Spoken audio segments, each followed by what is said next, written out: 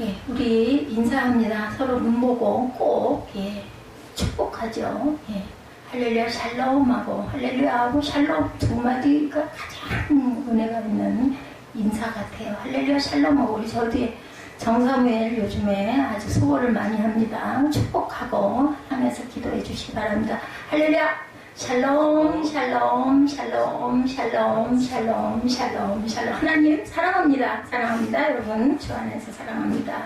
오늘 제가 은혜 받은 부분이어서 욥기 33장 예수 그리스도의 증거가 나타나죠. 엘리후가 깨달아 알게 하는 아주 그 욥이 아주 고난을 당하다 보니까 우리 그럴 때 있잖아요. 하나님께 말도 안 되는 소리로 막 항변하고 하나님 원망하고 그럴 때가 있어요. 예, 욥도 좀 그런 부분이 있었거든요. 그러다 보니까 이제 엘리후가 다루는 부분, 나이는 가장 연소한 자예요. 그래서 나중난 자가 먼저 되는 역사가 있음을 저는 보았습니다.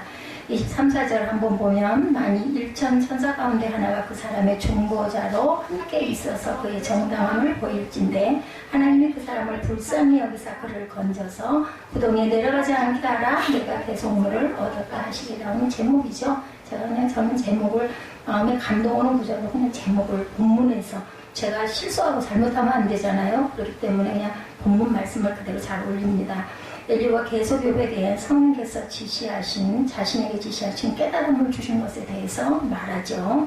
그는 하나님이 사랑으로 욥을 연단하셨다라고 증거합니다. 뭐라 그래요? 복음서에 보면은 친아들이 아닌 경우에 회초리질을 안 한다. 징계는 반드시 있어야 된다라고 말씀합니다. 근데 회초리 맞기 전에 우리가 깨달으면 좋은데 그러지 못한 게 우리 인생인 것 같습니다. 하나님은 욥을 겸손하기 위해서 지금 연단하고 계신 거죠. 욥은 결과를 알기 때문에 나중에 갑자기 축복을 주셨다라고 하지만 욥이 당했을 당시에는 아마 죽을 것 같은 기가 막힌 사건이죠. 그리고 하나님과 욥 사이의 오해를 중보자가 오셔서 해결해 준 그 중보의 역할을 지금 엘리후가 어느 면으로는 하고 있죠. 우리 본문 내용이 천천히 펼쳐져 갑니다. 첫 번째 진실한 하나님의 말씀을 하는 엘리후입니다. 1절에서 7절에 보면 엘리후는 욥에게 자신의 말을 내 말을 좀 들어보라. 참고 있다가 이제 이야기가 시작이 됩니다. 잠시 욥에 대해 간접적으로 말하던 방식을 버리고 이제 직접적으로 내 말 좀 들어보소 하고 얘기하죠. 엘리후는 진실을 말합니다. 성령께서 우리에게 주시는 말씀은 진실한 말씀입니다. 제가 깨닫지 못해서 기도하는데 엉뚱한 기도하고 있을 때가 있어요.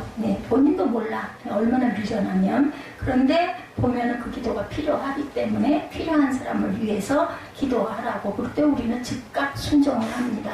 요즘에 제가 예지를 자주 기도를 해주죠. 몸이 아프다 보니까. 근데 어떤 날은 기도를 안 해줘요. 보기에 좀 웬만하고 본인이 서야 되니까 목사가 축복해 주는 게 뭐 다르겠습니까? 여러분들이 여러분의 아픈 부위에다 손을 얹고 믿음으로 기도하시면 낫습니다.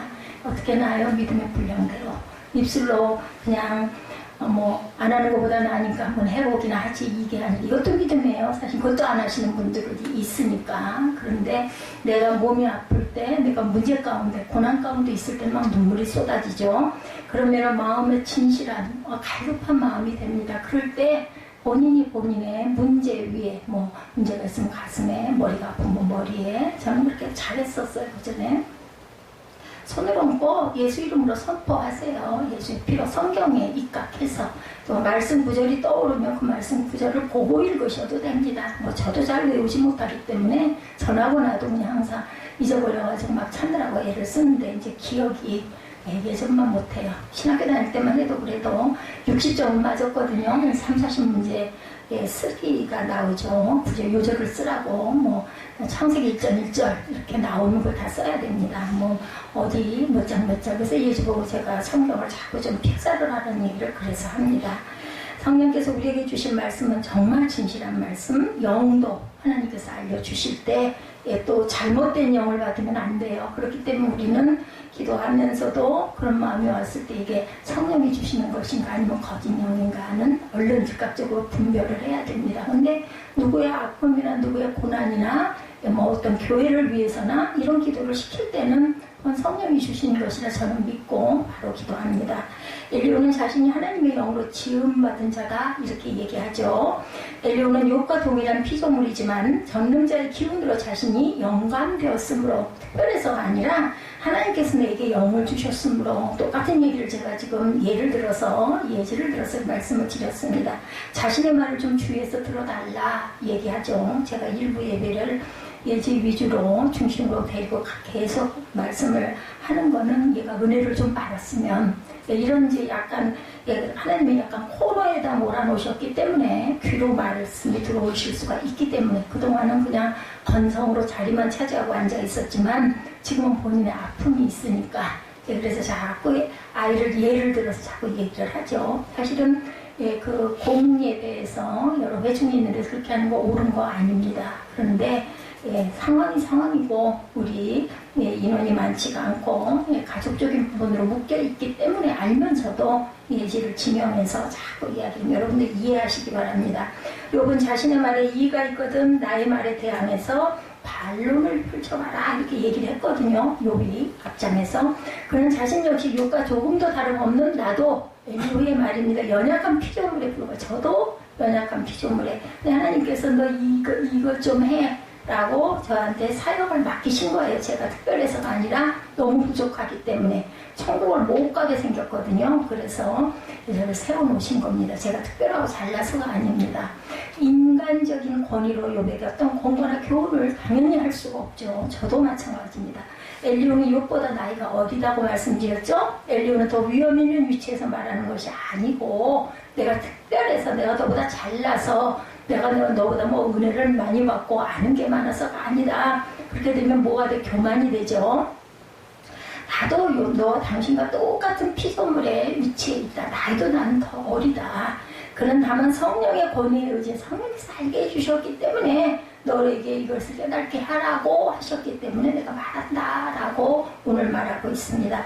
하나님이 자신을 원수로 대하였다 라고 말했던 욥이에요. 8절에서 11절에 보면 욥은 자신이 악인이 아니고 순전하고 불의가 없다. 이렇게 당당히 고백할 수 있는 것도 욥이니까 가능하지 않았을까? 양심적인 고백인데 저는 이렇게 말할 수 없습니다.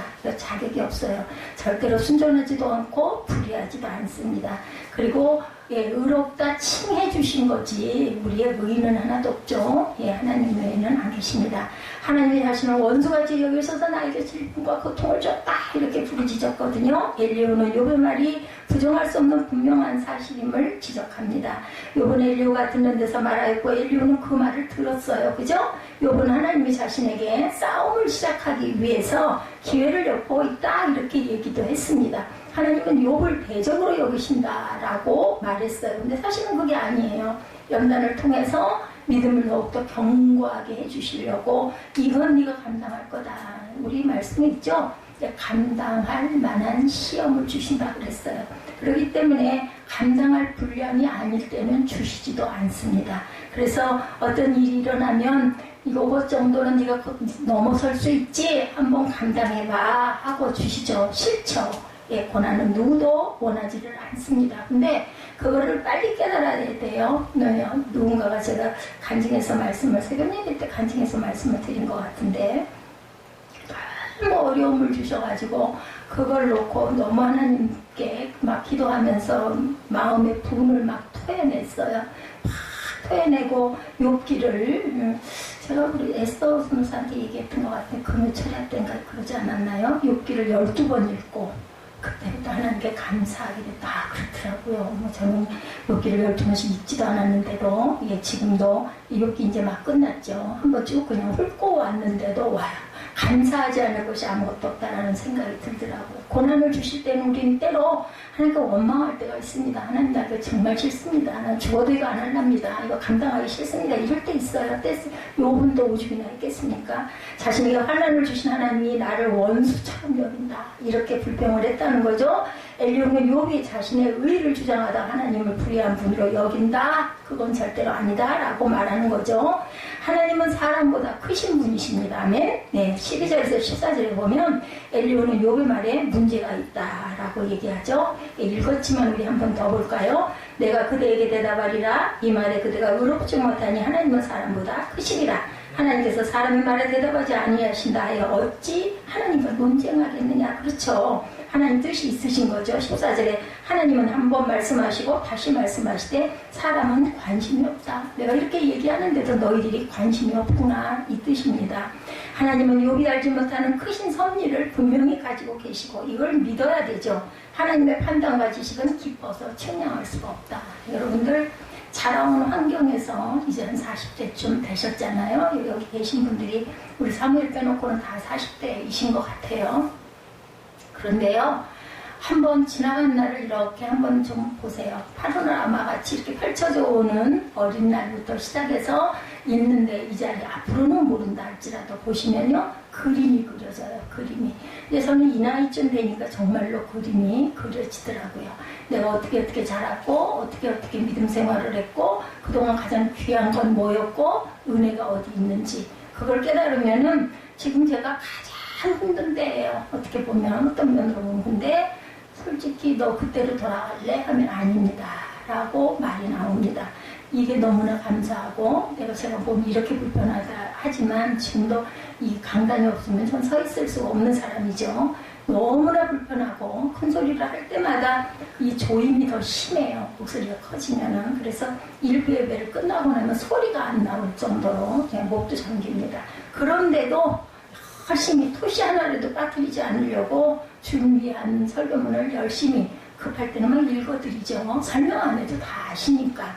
우리가 은혜가 있는 분들은요, 참 이 성경을 그냥 읽기만 해도 막 마음의 감동으로 느껴져요. 뭐 목사가 구원해서 설명해 주지 않아도 상관이 없습니다. 저는 믿기 때문에 빠뜨리고 빼먹는 것보다는요, 보고 읽는 게 저는 낫다고 생각을 합니다. 제 기억력을 제가 믿지 못하기 때문에.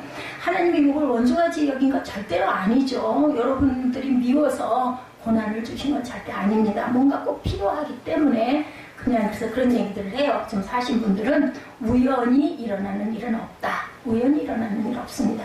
제일 먼저 자신을 돌아봐야 되겠더라고요. 지나놓고 보니까 돌아보고 반성하고 그리고 원망을 하다가 처음에는 막 울분을 토하죠. 단계가 있더라고요. 그러니까 막 원망을 하다가 나중에는 포기도 합니다. 그리고 하나님 그럴지라도 이럴 수는 없죠. 저 좀 살려주십시오. 막 이렇게 되죠. 그러다가 욥처럼 깨닫고 나면 제 인생을 돌아볼 때도 지나간 날을 쭉 회상해 보다 보니까 고난이 있었죠. 7, 8년 정도. 아마 죽을 것 같은 고난은 한 4, 5년 정도 됐던 것 같습니다. 그 말미는 이제 정리를 한 거죠. 혼자가 돼야 되겠다. 독립을 해야 되겠다. 내가 내 자신의 독립이 안 되다 보니까 하나님이 나에게 이런 것들을 통해서 좀 정신 좀 차리라고, 좀 어른이 되라고, 네가 해야 할 일은 네가 좀 해야 된다고, 이런 것을 어떤 것을 통해서 이렇게 주셨구나라는 깨달음까지 오다가 그다음에는 감사하게 되더라고요. 설 수 있게. 지금도 뭐 제대로 서 있지 못해요. 누가 좀 도와주면 그걸 자꾸 엎어지고 싶어집니다. 자라기를 그렇게 자라가지고. 여러분들 젊은 날에 어려움 있는 거 감사하셔야 됩니다. 저는 젊은 날에 그런 게 별로 없었어요. 부유하게 살지는 않았지만 항상 필요한 것들을 하나님께서 채워주셨죠. 제 생각에는 참 운이 좋았다. 근데 운이 좋은 게 아니에요. 하나님께서 보시고 채워주시고 네가 또 노년에는 네가 그런 일을 하리라 해서 그동안 갈 때 안 갈 때 막 다닐 수 있게끔 여러 가지 환경도 열어주시고 물질도 주시고 갖고 싶은 거 이쁜 거 다 사용해보게. 이제는 뭐 5,000원짜리 제가 지금 이거 입고 있는 이것도 10,000원 정도 하는 브라우스는 이쁘지 않아요? 이런 것들 가지고 저는 너무너무 기뻐합니다. 근데 아마 옛날 같았으면요 이런 거 천하도 안 봤을 거예요. 뭐 20, 30만 원짜리 뭐 어디 상표가 어디 막 이런 걸 너무너무 좋아했기 때문에. 그러니 하나님께서 저를 만드시느라고 빼시느라고 물을 빼시느라고 얼마나 수고를 하셨겠어요. 그죠? 그런데도 성령께서 나를 버리지 않으시고 붙들어 주시고 감사할 수 있는 단계가 되게 해주시더라고요. 여러분도 고난 중에 계시죠? 어려움 있으시죠? 기업을 키우시느라고 어려운 분도 계실 것이고 가정적으로 물질적으로 아니면 환경적으로 아니면 자녀로 문제로 인해서 질병으로 인해서 우리가 예지가 알바를 한다고 그럴 때 저는 얼마나 부러웠는지 몰라요. 처음에 초기에. 그리고 우리 아들이 얼마나 게으르게 느껴졌는지 비교가 돼요. 비교하는 거 다들 싫어하지만 아이고 저 녀석은 맨날 12시까지 잠만 자고 좀 예지처럼 좀 나가서 좀 알바도 좀 해보고 고생도 좀 해보고 좀 거기서 좀 알바비도 좀 받아갖고 그걸 좀 귀하게 써보기도 하고 예, 그 금전에 대한 그 귀중함도 좀 깨달아도 보고 아 세상이 이렇구나 힘든 것도 좀 경험해보고 전 그러기를 원했어요. 근데 절대로 안 했잖아요. 근데 예지가 아프고 나니까 아이고 우리 아들 건강하기만 해도 저는 그 감당 못하거든요. 뭐 뒤에서 끄덕거리기는 그 감당 저는 못해요. 근데 윤정 집사는 그 정도는 감당할 만하니까 예, 저는 그렇게 깨달았어요. 할 만한 시험을 주신다. 아니 저 녀석이 푹푹 쓰러져가지고 학교를 못 가고 팔다리를 덜덜 떨고 그러고 있으면 어떻게 감당을 해서 저 아들을 예, 걸머지지도 몸은 이래가지고 말도 안 되거든요. 그러니까 말이 되는 것만 너도 힘든 게 있어 뭘 묻고 있어 묻고 있기는 이렇게 감사가 되더라는 거죠. 제가 아는 그 병원에 계신 실장님 한 분도 딸내미 때문에 엄청 고생을 하더니 이러한 이야기를 듣더니 애가 아무 일 없이 하루하루 잘하는 것만도 감사하다는 생각이 든다고 남의 일로 여겨지지 않는다는 이야기를 하더라고요. 그래서 정말 당하고 싶지 않죠. 아이가 그냥 건강했으면 좋겠고 그냥 쑥쑥 커가지고 학교도 잘 들어갔으면 좋겠고 제가 원하든 않든 어쨌든 간에 그냥 보통 사람처럼 따라가 줬으면 좋겠고 우리 소원은 그거지만 하나님은 태초에 우리 만드시기 전에 우리들의 그릇이 다 있습니다. 그렇기 때문에 너 그렇게 갔다가 큰일인데 저 자식 어떡하나 안 되겠네. 회초리를 가끔은 때리신다는 그래서 그것을 감사할 때 문제는 해결이 됩니다. 감사하시기 바랍니다. 엘리후는 자신의 의를 주장하는 욥이 의롭지 못하다 이렇게 말하죠. 오늘 본문에 하나님이 고난을 주시고 대답하지 않으신다 해서 하나님을 원수가 또 말할 수 없죠. 사람이 하나님의 음성을 듣지 못하는 것 뿐이에요. 아니 왜 나는 기도를 하면 응답이 없어. 응답이 없는 게 아니라 듣지를 못하고 깨닫지를 못하는 것입니다. 예, 우리가 팔이 짧아서 그죠? 다리가 짧아서가 아니라 하나님이 영적으로 주시는 부분을 제가 참 바보스럽고 약간 조금 온전치 않은 부분이 하나가 있어요. 우리 사무엘 9시 예배에 그 헌금 봉투 쓰는 걸 투쟁을 해요. 아들하고 토요일이면은 그 좀 일찍 딱 써놔줬으면 좋겠는데 안 하거든요. 그러면은 기다리다가 11시 반부터 사무엘아 헌금 봉투 쓰고 일찍 자야 내일 예배드리지 그 소리를 카톡으로 하고 이걸 봤나 안 봤나 또 그걸 인내를 갖고 기다려요. 안 봤어. 뭐 보고도 그게 안 뜨는 경우도 있겠죠. 안 보는 거야. 엄마가 하는 고통은 지친들하고는 뭐 어제 밤에도 막 깔깔거리고 얘기를 여기까지 얘기해드려 제가 잠이 들다가 그냥 깨버렸는데 그러면서도 내가 보내는 카톡 한 마디 그거를 제대로 안 봐요. 그러면 그거를 투쟁을 중간에 시험도 많이 들어서 이렇게까지 꼭 할 일인가 내버려둬 버릴까 뭐 내버려둔 대로 어떻게 좀 편하죠. 저도 편하고 나도 편하고 근데 이제 그걸 포기를 못하고 습관을 좀 들여줘야 된다 해가지고 봉투를 써다 갖다 에다 놓으면 뭐 그림도 그림 같지도 않게 그리시면 아주 웃기게 그리죠. 이렇게 그려요. 이렇게 이 그림이라고 이렇게 그립니다. 이렇게 해서 갖다 놓으면 그래도 앞에 말씀은 더듬더듬해갖고 그냥 안 쓰든 이제 써요. 이제 제가 이 얘기를 하려고 저는 뭐 헌금을 따로 봉투에다가 저기 그 성찬 때 외에는 안 하는데 우리 사무엘은 제가 헌금을 한 주에 꼭 10,000원씩을 여기다 해서 하나님 전에 올립니다. 그게 왜 그러는 줄 알아요? 엄마 된 마음에 부모 된 마음에 목사임에도 불구하고 본인이 하지 않더라도 내가라도 하나님께 이렇게 자꾸 물질을 올림으로 인하여 사무엘 앞길을 하나님께 좀 이쁘게 보여 부탁을 하고 싶은 어리석죠. 말도 안 되지만 어쨌든 저는 그 마음이 있어가지고 그리고 아이가 는 헌금은 되도록이면 손을 대지 않습니다.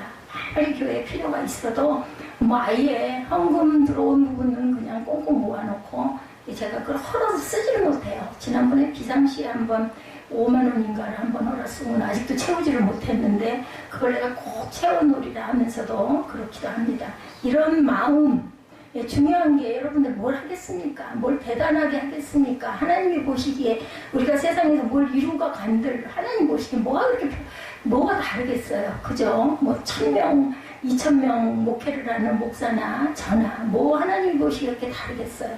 어떻게 보시는지는 하나님이 판단하실 부분이고 제가 감당할 부분은 열심히 감당하는 것인데 그저 마음이 가장 중요하지 않을까. 저는 우리 사무엘을 위해서 하나님께 주일 예배드리고 또 하나는 또 반주를 잘하지는 못하지만 예, 뭐 중간에 늦게도 오기도 하고 하지만 그래도 여기서 일어나가지고 반주해주는 거, 나머지 부분은 내가 안 들어도 못 들어도 이제는 요절을 쓰라는 얘기를 몇 달을 했더니 이제 뭐 그냥 잘 보이지도 않고 무슨 말을 썼는지도 모르는데 어쨌든 몇 장 몇 절 해가지고 어쨌든 써요. 왜? 고백하고 이렇게 하게 하고 싶어서. 말씀 한 구절은 꼭 써라, 꼭 써라. 되도록이면 새벽 예배 중심을 보고 몇 절인지를 보고 써라. 그렇게는 하지는 않는데 그냥 짧은 거 봐가지고 올려놓더라고요. 그것도 그게 본인의 고백이다. 저는 그렇게 믿고 하나님께 기도합니다. 앞으로는 자라서는 청년이 돼서는 온전하게 하나님의 귀한 자녀, 하나님이 기쁨이 되시는 자녀가 될 줄 믿습니다. 우리 꿈나무들을 위해서 항상 축복해 주셔야 돼요. 하나님은 성경을 통해서, 꿈을 통해서, 사건을 통해서, 주위 사람 등을 통해서 늘 말씀하시는데 우리가 듣지 못한다라는 거 잊지 마시기 바랍니다. 우연히 일어나는 일은 절대 없다라고 여러분 생각하셔요. 내가 왜 이 자리에 있어야 하시니까 앉아있다라는 것도 잊지 마시기 바랍니다. 하나님 지금 침묵을 통해서 욥을 신뢰하고 있다고 말씀하죠. 본문에 사람의 교만을 막으려고 한다라고 말씀합니다. 15절에서 22절에 내용이 나타나 있습니다. 사람이 침상에서 졸며 깊이 잠들 때나 꿈에나 밤에 환상을 볼 때 그가 사람의 귀를 여시고 경고로 두렵게 하시니 이는 사람에게 그 행실을 버리게 하려 하심이며 사람의 교만을 막으려 하심이라. 그는 사람의 혼을 구덩이에 빠지지 않게 하시며 그 생명을 칼에 맞아 멸망하지 않게 하시느니라. 혹은 사람이 병상의 고통과 뼈가 늘 수심의 징계를 만나니 그의 생명은 음식을 싫어하고 그의 마음은 별미를 싫어하며 그의 살은 파리하여 보이지 아니하고 보이지 않던 뼈가 드러나서 그의 마음은 구덩이에 그의 생명은 멸하는 자에게 가까워지니라. 어떻게 돼요? 돌아갈 때가 된다는 거죠. 제가 입맛을 잃어버린 지가 오래됐어요. 이게 정말 안 좋은 건데 한의원 원장님한테 먹기가 싫어서 안 먹습니다 했다가 야단을 맞았어요. 그 말이 계속 귀에 살아있으면서 요즘에는 마음을 돌이키면서 노력을 많이 합니다. 게을러서 그렇지. 뭐 만들어서 먹으면 되는데 만드는 게 힘이 들고 일 정리를 하고 나면 그냥 입에 들어가는 것보단 들어 눕는 게 그냥 우선 급하니까 안 먹게 되거든요. 근데 그분이 그러시더라고요. 누구는 맛이 있어서만 먹습니까? 그러시더라고요. 그러면서 자동차에 휘발유를 안 넣으면 차가 못 가잖아요. 아무리 좋은 차라도. 한약이고 뭐고 뭐 침이고 뭐고 그게 중요한 게 아니라 잘 드셔야 합니다. 뭐 힘이 없는데 에너지가 없는데 어떻게 그게 편하게 잘 굴러갈 수가 있겠느냐는 말씀을 하시는데 그러게 내가 참 잘못했구나 회개했어요. 주시는 게 하나님이 주시는 것들이죠. 먹는 것도. 그의 생명은 멸하는 자에게 가까워지는 것. 나이가 들면 우리가 가까워지죠. 하나님은 잠들 때나 환상을 볼 때 귀히 되고 분명히 말씀하세요. 하나님은 고난을 통해서 사람의 죄악된 행실을 버리게 하시고 교만을 버리게 하신다. 고난이 없이 깨달으면 얼마나 좋겠어요. 그죠? 깊은 가운데 막 감사만 할 수 있게. 근데 우리가 어리석다 보니까 잘못된 길로 너무 많이 가면 이렇게 우리 출석에 했을 때 옆으로 삐뚤어서 나가면 안으로 들어오죠. 이렇게 정돈을 하시는 하나님, 그걸 감사하셔야 돼요. 아, 나를 아시고 계시는구나, 나를 보고 계시는구나, 이걸 깨달으시기 바랍니다. 하나님은 고난을 통해서 사람의 죄악된 행실을 버리게 하십니다. 교만을 버리게 하십니다. 엘리야는 세 친구와 달리 하나님이 사람에게 교만을 막으라고 고난을 주었다. 깨달은 거예요. 이 지금 엘리야의 한 말들이 전부 다 성경적으로 우리가 들으면 낯설지가 않죠. 맞는 말씀을 하는 거죠. 때로는 교만을 훈련시키기 위해서 고난을 없애달라는 기도에 응답하지 않으시기도 합니다. 때로는 기도에 응답하지 않는 것도 뭐라고요? 응답이다. 답은 세 가지죠. Yes, No, Wait. 아무 대답이 없을 때는 우리는 기다려야 합니다. 아무리 기도해봐도 소용도 없네. 에이, 그런 게 어딨어. 이게 아니죠. 여러분들 오래 참음 굉장히 중요합니다. 맨 마지막에 열매가 오래 참음의 열매를 맺으셔야 할 줄 믿습니다. 그래야 중간하시고 중간에서 포기하고 중간에서 잘못되는 일이 분명히 없습니다. 욥과 같은 경우도 기도에 응답 없이 응답하시는 경우죠. 아무런 대답이 없어. 아무리 부르짖어도 소용이 없어. 33장에 오도록 욥은 고난을 지금 당하고 있는 거죠. 사도 바울이 육체의 가시를 없애달라고 기도를 하나님은 열심히 했지만 응답이 없으셨어요. 그리고 나중에 얘기하시죠. 내 은혜가 내게 족하다. 약할 때 강함이라. 내가 약해졌기 때문에 저도 마찬가지예요. 이렇게 몸이 언제 어떻게 될지 모르는 아주 위태롭게 느껴지는 본인은 다른 사람이 볼 땐 모르죠. 본인이 가장 많이 합니다. 아플 때. 그렇기 때문에 억울한 건 아픈 본인이라는 거 잊지 마시고 건강에도 우리 박 전사님 말 맞다나 성전인데 우리가 몸을 잘 관리 못하는 것도 하나님께 온전치 못한 모습. 불충이죠. 불충, 불효입니다. 불효. 하나님은 고난을 통해서 욥을 겸손하게 하시고자 응답하지 않으셨고 더 기도하라는 거죠. 근데 하나님은 저에게는요 응답은 참 빨리 주셔요.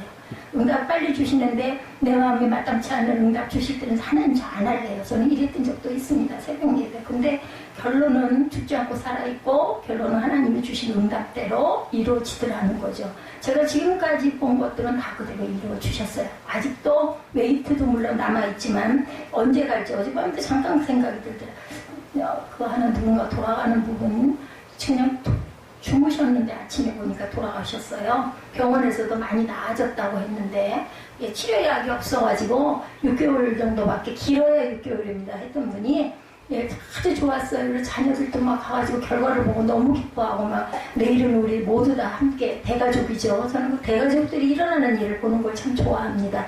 대가족이 함께 여행을 가려고 내일 아침에는 남자들이 전부 다 도시락 준비를 해라. 그래서 남자들이 전부 일어나서 도시락을 싸고 여성들은 그냥 편하게 누워서 자고 그랬는데 엄마 진지 잡수세요 하고 아내한테 남편이 쫓아가가지고 뭐 일어나요. 밥 먹읍시다. 얼른 밥 먹고 갑시다 했는데 그냥 주무시는 듯이 돌아가셔가지고 그 기가 막힌 모습을 보면서 참 복이구나. 자녀들이 다 잘 되고 손자까지 보고 여러 가지 잘못된 부분들이 다 바르게 정리가 된 그 다음 날 여행 가기로 아들이 큰아들이 변호사예요. 잘 길러가지고. 근데 그 아들이 아주 엄마를 너무너무 아프게 했어.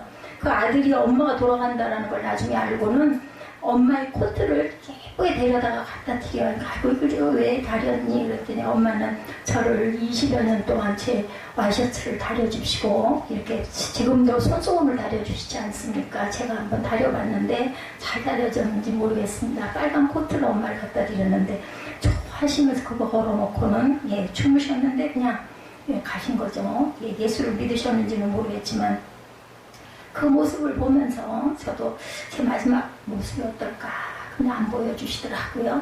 하나님은 질병으로 욥을 겸손케 해서 천국에 이르게 하는 것이다 라고 말씀하는 거죠. 사람의 중보자 예수님 오늘 본문에 나와 있죠. 24절 말씀이었죠. 구덩이에 내려가지 않게 하라 내가 대속물을 얻었다 하시니라 이렇게 말씀을 합니다.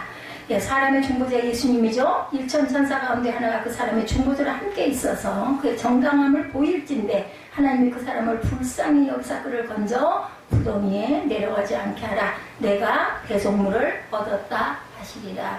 인류가 깨닫고 알려주는 거죠. 하늘에 있는 많은 천사 가운데 하나가 그 사람의 해석자로 함께 있어서 죽게 될 사람의 정당성을 증명해주는 해석자가 된다면 그는 죽음으로부터 구원을 받게 될 것이다.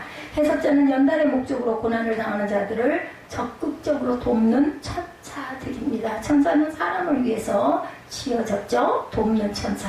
이 중보천사의 역할은 이미 욥 자신이 기대했던 것처럼 하나님 앞에서 욥의 의를 변호해 주죠. 하나님은 천사를 통해서 욥에게 대속물을 주셨어요. 천사는 스스로 대속물이 되어서 그가 정당하다고 말씀하시면 하나님께서 그에게 긍휼을 베푸십니다.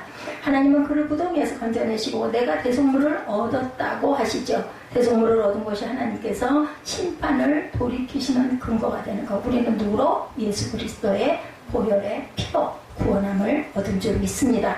영원한 사망의 구덩이에서 구원을 가능케 하시는 것은 사람의 능력이 아니고 대속물을 보시고 돌이키는 하나님의 긍휼이에요. 우리가 옳아서도 아니고 의로워서도 아니고 선한 일을 많이 해서도 아니고 그저 예수를 믿는 믿음. 요한복음 3장 16절 여러분들 다 아시죠? 그 믿는 자에게 주시는 표적이라는 거 잊지 마시기 바랍니다. 그래서 은혜 못 받은 사람들은 우리가 화를 낼 수가 없어요. 중요한 건 그 사람이 노력하지 않은 부분은 잘못된 부분입니다. 들으려고 하지 않고 열중하지 않고 집중하지 않고 우리 공부도 마찬가지잖아요. 어떤 공부를 할 때 열심히 노력하고 집중하고 밤도 새우고 그죠? 눈이 뻘겋도록 뭐 토할 정도로 저도 그렇게 공부했었습니다. 막 속에서 메스꺼움이 막 올라올 정도로 사람이 너무 지나치게 되면 못 견디게 되면 그렇게 되더라고요. 막 울렁거리고 메스꺼워요. 그렇게 집중해야 합니다. 근데 그거 안 하고 그냥 멍하니 앉아가지고 나한테 왜 은혜가 없고 아무 얘기도 들리지도 않고 아이고 얼른 끝나라. 예, 그건 잘못된 거예요. 그런데 하나님이 은혜 주시지 않는 부분을 우리 인간들이 뭐라고 할 수가 없어. 안타깝죠. 그렇기 때문에 중보해 줘야 합니다. 그 사람을 미워할 것이 아니라 그 부분을 하나님 깨닫게 하시고 고쳐 주시옵소서 하고 기도해야 합니다. 욥은 하나님과 자신 사이에 중보자를 원했죠. 하나님 이런 욥을 아시고 의사소통을 중재할 분을 엘리후를 통해서 깨달아 알게 하시죠. 중보자가 없으면 하나님의 뜻을 오해하고 그동안 불평했습니다. 친구들이 네가 그런 부분이 잘못됐으니까 하나님이 그러지 괜히 그렇게 섞였어. 그랬을 때 어떻게 됐어요? 관계만 나빠지죠. 욥은 너무너무 분하고 억울한 거예요. 나는 정말 열심히 성실하게 하나님을 섬기고 사랑했는데 왜 내가 이렇게 됐어? 네가 뭔가 잘못된 게 있으니까 그렇지. 예, 불난집이다 부채질이라는 말인 거죠. 예, 새 친구들 그런 친구도 없어. 일주일 동안 금식하고 제 가운데 앉아있는데 와가지고 함께 울면서 같이 금식했던 친구들인데 그 이후에는 각자가 예, 그냥 잣대가 돼가지고 막 찌르니까 너무 아픈 거예요. 근데 엘리후는 하나님의 은혜를 예, 깨달아 알게 하는 역할을 합니다. 또 분명히 예, 하나의 통로가 된 거죠. 하나님도 욥에게 당신의 사랑을 전할 수가 없었어요. 막혀있어. 도저히 깨닫지를 못해. 하나님 그런 욥의 연약함을 아시고 중보자 예수님을 보내사 그의 죄를 대속하시는데 거기에 통로는 엘리후가 그 역할을 지금 하고 있습니다. 이를 통해서 욥을 구하시고 고난받은 자들을 구원하셨죠. 그래서 하나님의 회복을 주십니다. 25절에서 33절까지 말씀이죠. 25절에서 33절 볼까요? 그런즉 그의 살이 청년보다 부드러워지며 젊음을 회복하리라. 그는 하나님께 기도함으로 하나님의 은혜를 베푸사 그로 말미암아 기뻐 외치며 하나님의 얼굴을 보게 하시고 사람에게 그의 공의를 회복시키시느니라. 그가 사람 앞에서 노래하여 이르기를 내가 범죄하여 옳은 것을 그르쳤으나 내겐 무익하였구나. 하나님 내 영혼을 건지사 부동에 내려가지 않게 하셨으니 내 생명이 빛을 보겠구나 하리라. 실로 하나님의 사람에게 이 모든 일을 제삼 행하심은 그들의 영혼을 구덩이에서 이끌어 생명의 빛을 그들에게 비추려 하시니라. 욥이여 내 말을 귀담아 들으라. 잠잠하라 내가 말하리라. 만일 할 말이 있거든 대답하라. 내가 기쁜 마음으로 그대를 의롭다 하리니 그대는 말하라. 말이 없으면 내 말을 들으라. 잠잠하라. 내가 지혜로 그대를 가르치리라. 지혜로 가르치는데 사람이 가르칠 수 있는 게 아니라 무엇으로? 하나님의 지혜. 뭡니까? 말씀이죠. 말씀으로 깨닫게 하시는 하나님. 그래서 우리의 마음과 귀를 열어주시고 듣게 하시고 느끼게 하시는 하나님. 우리가 찬양을 왜 하세요? 예배 전에 마음은 열리게 하려고. 입술의 고백. 예전에 시편이 전부 다 곡조가 있었던 거죠. 그랬던 것처럼 지금 우리는 시편을 그냥 읽지만 제가 그래서 우리 교회 시편이나 잠언이나 요즘에는 욥기도 오늘 같은 경우엔 우리가 깨달아 알라고 오히려 한 번 더 읽음으로 인해서 뭔가 깨달아지라고 입술로 고백을 하다가 그래서 자꾸 그거를 합니다. 시편을 아니면 욥기를 잠언을. 근데 예전에는 곡조가 있어서 노래를 지어서 불렀어요. 그래서 다윗이 그렇게 했죠. 그런 것처럼 우리가 말씀으로 하나님의 지혜를 깨달아 아시기를 주님의 이름으로 축복합니다. 엘리후는 단지 육체 회복뿐 아니라 지혜와 명예 그리고 영적인 상태 회복까지도 이렇게 언급을 합니다. 그가 회복된 후에는 사람 앞에서 노래합니다. 그가 범죄하여 옳은 것을 그르쳤으니 용서하여 주는 사랑을 노래하죠. 그 영혼을 건지사. 이게 특성이에요. 여러분들 제가 아까 그 특성 부탁드렸죠. 여러분들에게. 근데요. 예, 하나님께 드리는 기도나 특성은 억지로 하셔서는 아무런 은혜가 없어요. 제가 어떤 면으로는 훈련을 좀 해야 되지 싶어서 우리 교회가 명수가 작다 보니까 할 수 있는 특징을 제가 이걸 찾아서 이렇게라도 양육을 좀 하면 하나님께 영광이 되지 않을까 해가지고 그냥 순번을 따라 돌아가면서 대표기도도 전부 다 시키고 그래서 어디 가서든 입을 떼서 기도하게 하려고 입으로만 안으로만 기도하시는 분 속으로만 그냥 묵상으로만 기도하시는 분이요 어디 가가지고 기도하라고 그러면 쩔쩔매요. 못해요. 시기도도 하시라고 그러면 그냥 어쩔 줄을 몰라요. 이러면 안 되겠다 싶어가지고 여기서 그런 훈련이라도 좀 하시라고 했는데 진짜 너무너무 싫어.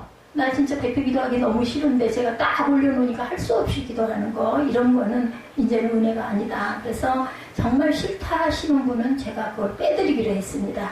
그가 회복된 후에는 사람 앞에서 노래하죠. 그가 범죄하여 옳은 것을 그르쳤으니 용서하여 주신 사랑을 노래하게 되고, 회개를 노래하게 되고, 감사를 노래하게 되고, 이게 찬양이에요. 찬양처럼 감사하고 귀한 건 없습니다. 설교는 여러분들에게 제가 써서 30분 40분 이렇게 하지만 찬양은 우리 모두가 할 수 있는 하나님께 드리는 예배입니다. 그래서 뭐라고 그래요? 찬양과 경배라고 하죠. 그리고 말씀 앞에 우리 마음은 열리고 입술로 고백함으로 인해서 하나님과의 관계를 더 가까이 하는, 가까이 나아가는 아주 귀중한 시간입니다. 목사가 혼자 설교하고 그래 주일 예배다, 그게 아니에요. 나머지는 다 부소리 아닙니다. 여러분과 제가 함께, 그리고 시간 드리고 정성 드리고 물질 드리고, 그렇게 해서 입술로 고백하면서 하나님의 은혜를 받는 시간, 여러분들 이왕 여기 앉아 계시면은 많은 은혜를 받으시기 바랍니다. 많은 깨달음을 받으시고 은혜가 넘치셔서 고난스럽고 어려울 때 애굽처럼 이렇게 고백할 수 있는 하나님의 갑절의 축복을 받는 저와 여러분이 되시기 바랍니다. 생명의 빛을 보게 하신 사랑을 노래하시기 바랍니다. 하나님의 고난을 주신 것은 그들의 영혼을 구덩이에서 건져내 생명의 빛을 비추시기 위함이다. 엘리야는 자신의 변론에 대한 자신감에서 욥의 답변을 지금 요구하고 있어요. 엘리야는 내가 너에게 깨닫게 해주겠다, 무엇으로 내가 잘나서가 아니라 하나님 내게 영감을 주셔서, 만약 욥이 엘리야 자신의 주장에 대해 어떤 반박을 해도 기꺼이 내가 대답하겠다라고 얘기하죠. 엘리야는 욥의 주장이 자칭 의로움을 주장하는 것임에 비해 자신은 철저히 객관적인 입장에서 진실을 말하고 있습니다. 사랑의 하나님 중보자 예수님을 증거했죠. 엘리야는 첫째로 사랑의 하나님을 증거했습니다. 원수같이 묘하는 하나님이 아니라 사랑의 하나님을 전했고, 인간의 긍휼을 베푸는 하나님, 인간을 기뻐하시는 하나님을 증거했고, 고난을 통해서 인간의 교만을 연단하여서 영생에 이르게 하시는 소망의 하나님을 전했습니다. 둘째로 중보자 예수님을 증거했죠. 첫째로는 사랑의 하나님, 둘째로는 중보자 예수님. 그분은 우리를 대속물이 되어주시고 우리가 바로 살 수 있도록 성령을 보내셔서 도우십니다. 우리를 새롭게 회복해 주시죠. 중보자 예수님은 고난의 때에 하나님의 사랑을 깨닫게 하시는 분. 우리는 중보자 예수님을 보면서 어떤 고난에서도 하나님의 사랑을 확신할 수 있어야 합니다. 중보자 예수님을 통해서 고난 후에 올 영광을 바라보시기 바랍니다. 또한 중보자 예수님은 하나님께 우리를 또한 변호해 주시기도 하는 하나님이라는 것을 잊지 않는 저와 여러분 되시기 바랍니다. 우리 허물을 덮어주시죠. 하나님, 우리 연약함과 허물이 있을지라도 중보자 예수님을 보시고 우리를 죄없다 하시며 사랑하시고 자랑스러워 하십니다. 그래서 우리 기도할 때 예수님의 이름으로 기도합니다 하죠. 통로이시죠. 중보자십니다. 중보자를 보시고 우리에게 복을 내려주시고 이 시간 중보자 예수님을 보내시는 하나님을 찬양하는 저와 여러분 되시기를, 입술의 모든 고백이 여러분의 진실의 기도가 되시기를 주님의 이름으로 축복합니다.